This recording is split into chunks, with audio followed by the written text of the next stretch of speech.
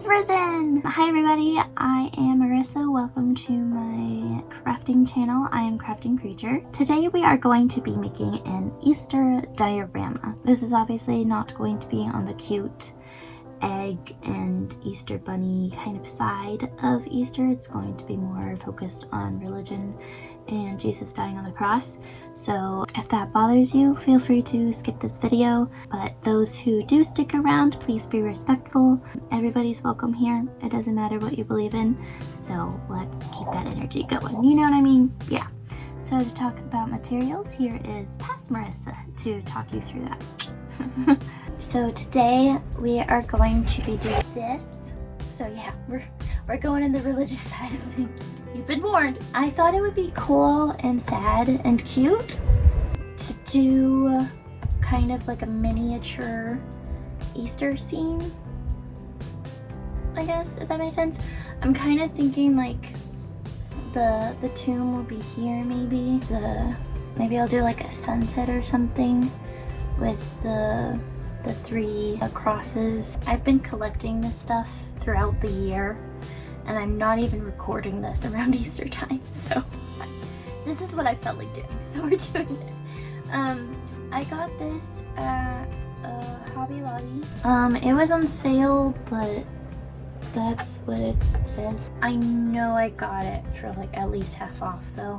I don't get big project stuff unless it's on sale, although $10 is honestly not that expensive. So if you guys want to do it, you obviously need this, just like a base in the shape of a cross. You could probably make it yourself. I'm not going to because I'm lazy and I have this. I got these trees. I genuinely don't remember where. Probably from Joann's or Hobby Lobby or Michael's. They kind of remind me of trees that would grow in Jerusalem. And then I got this cross charm, which honestly probably inspired the whole thing. I'm gonna use clay for sure. I am using this paper air dry clay that I've been slowly whittling through, and I'm never gonna buy it again. It's okay, it's not that bad, but it's also, I hate this clay. And then you know, you'll need stuff like paint and that kind of thing. I also have mosaic accents. I have this and I have this. So I'm thinking that the blue would kind of make an interesting sky. And then I have some pebbles. I'm pretty sure that these are just leftover from dollar store. I also have this. It sounds really pretty. Let me show you without it ruining my sound quality. I got this rainbow because it's pretty, but unfortunately for some reason the raindrops, they're not symmetrical, and so for some reason this side is following the stripes sorta, but this side isn't. So that's gripe number one with this. Gripe number two is there's no purple, there's only indigo and light blue, and there's no green. There's green teardrops, but there's not indigo teardrops. Explain. So I don't like it. I'm gonna use this for another project, and then I'm slowly using these teardrops for other projects. And one of them will be this. If you're not familiar with the story, Jesus was crucified on the cross with two criminals. And so he was in the middle, and then two criminals were right here. And so I'm kind of thinking that I'm going to do blue to like match the sky, but kind of draw attention to the criminals. And then I'm going to do yellow for like a halo kind of effect. We'll see how that looks, because I do want to use that as the sky. So we'll see how it looks together. But that's the plan. I am planning to get fake moss later, but right now I just kind of want to build the base. So that's what I'm going to do. Try to figure out where things go. So yeah, let's get to that.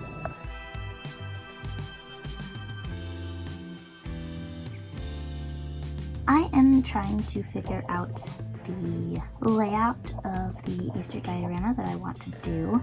I know that I want to use the stained glass as kind of like a backdrop to the three crosses, but I'm just not sure what exactly all I want to do. So I'm sketching out rough ideas of where I want everything to be, And then I thought it would be good to dye the glue a little bit so that way the white background doesn't show through when I add the mosaic work. However, I forgot that I added like a yellow halo to Jesus's cross, so I had to scrape out the blue, and I ended up fixing that later, don't worry. So I'm adding the stained glass blue, and then I'm adding mosaic pieces that I already showed you in the materials section, just kind of fitting all of the little pieces in like a puzzle. I really liked how I did this. It feels very, I don't know, it feels very professional and like Jerusalem-y. A lot of biblical art pieces that I've seen do have a mosaic of some sort, so I just really liked that vibe, I guess. Ooh, some cinematic shots here.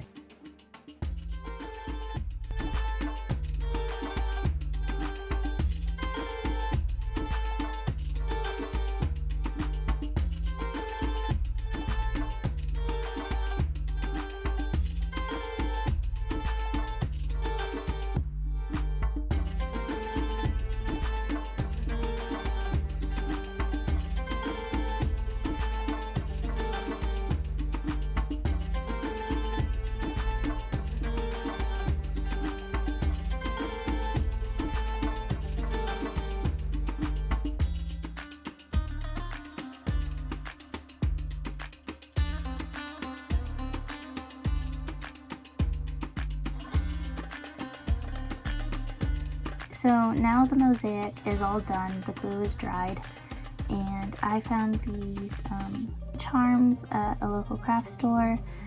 So I'm just gluing those on, and then I used some clay to raise the halo stained glass up a bit, but also to a completely white background so that way the halo doesn't come across as green. And then the dye is coming off in my hands, but that's okay. It doesn't really matter for the clay, I'm gonna paint it anyway. So I'm texturing the tomb with a crumpled up ball of aluminum foil, and then I couldn't decide where I wanted the boulder to be. I didn't know if I wanted it to be inside the frame or on the frame, so I ended up just letting that dry separately.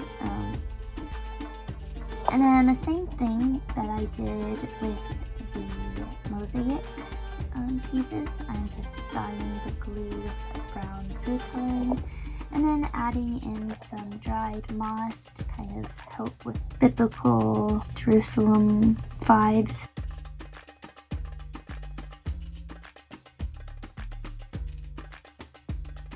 I did want to add some greenery, so I did want to add trees.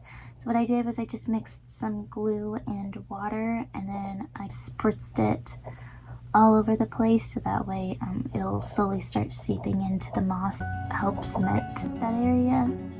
I just dabbed trees into the grass, but like facing upwards, because I wanted to give the illusion that we're looking at the hill like head on and not like a bird's eye view.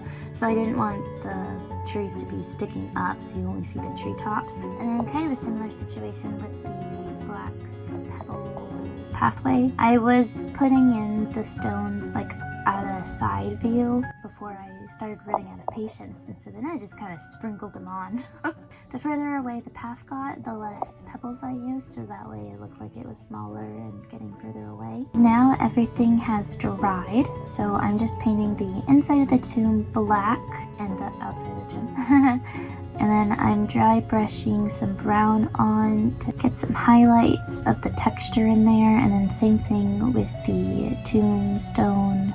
And like I said earlier, I couldn't decide where I wanted the tombstone to go, so this is me taking a video to send to a couple of trusted advisors about what they think I should do. So option 1 is there on the corner. Option 2 is partly on the frame, partly inside. Option 3 is a little different from the second one. And then option 4 is completely inside the frame. I decided to make it be on the outside of the frame, because it's kind of the whole point of Easter is that he came back to life. So I kind of wanted it to be like breaking out of the art piece, you know what I mean? Before I show you guys the final piece, which I'm really excited about, I think it turned out really well, I just wanted to thank you so much for watching. I hope you're having a wonderful Easter. Enjoy all the candy, and I will see you guys next time. I do not post every single week, but when I do, it is on a Saturday around noon. So I'll see you guys next time. Bye!